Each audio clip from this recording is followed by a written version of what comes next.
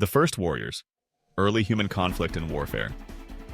In the summer of 1991, two German hikers stumbled upon what appeared to be a partially mummified body emerging from a melting glacier in the Alps. They assumed it was the remains of an unfortunate modern mountaineer. They were wrong by about 5,300 years. When researchers examined Ötzi the Iceman more closely, they discovered something that would revolutionize our understanding of prehistoric violence. An arrowhead lodged deep in his shoulder blade, evidence of a fatal attack that had been hidden in ice for millennia. This wasn't just any ancient death, it was a murder. And it opened a dark window into humanity's oldest profession, warfare. The story of human conflict doesn't begin with bronze swords or iron spears. It begins in the smoky darkness of caves, where our earliest ancestors first grasped that the same tools used to hunt mammoths could be turned against their own species. Archaeological evidence suggests that organized violence among humans dates back at least 50,000 years, making warfare not an aberration of civilization, but one of its foundational pillars. Consider the haunting discovery at Jebel Sahaba in Sudan, where archaeologists uncovered a cemetery from 13,000 years ago containing the remains of 59 individuals. Nearly half showed signs of violent death. Arrowheads embedded in skulls, cut marks on bones, evidence of attacks so systematic they suggest something far more organized than simple blood feuds. These weren't random acts of violence, but coordinated campaigns that speak to humanity's early mastery of strategic thinking and group cooperation. Twisted perhaps, but undeniably sophisticated. The weapons of these first warriors were deceptively simple yet ingeniously deadly. The atlatiel, a spear-throwing device that could hurl projectiles with the force of a modern crossbow, gave early hunters-turned-warriors a lethal advantage at distances of up to 150 feet. Obsidian-tipped spears, sharper than surgical steel, could penetrate hide and bone with terrifying efficiency. But perhaps most chilling was the development of the composite bow around 20,000 years ago, a weapon so effective that its basic design remained virtually unchanged until the invention of gunpowder.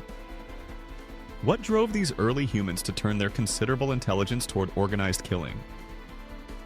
The answers lie buried in ancient settlement patterns and the ecological pressures of a world where resources were scarce and survival was never guaranteed. Climate change at the end of the last ice age, around 12,000 years ago, created a perfect storm of conditions that made conflict almost inevitable. As glaciers retreated and sea levels rose, previously isolated groups were forced into closer contact.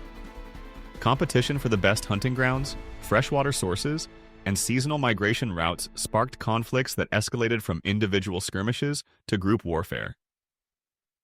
But here's where the story takes a fascinating turn. Warfare didn't just divide early human societies, it fundamentally shaped them. The demands of organized conflict drove innovations in communication, logistics, and social organization that would become the building blocks of civilization itself. Groups that could coordinate attacks, share intelligence, and maintain supply lines held decisive advantages over those that couldn't. War, in essence, was humanity's first great collaborative enterprise. The evidence for early military innovation is written in bone and stone across archaeological sites worldwide. At Crow Creek in South Dakota, researchers found evidence of a massacre from around 1325 CE that involved tactical planning, coordinated attacks, and what military historians would recognize as classic siege warfare techniques. Even more remarkable are the fortified settlements that began appearing around 10,000 years ago, elaborate defensive structures that required months of coordinated labor and sophisticated understanding of military engineering principles.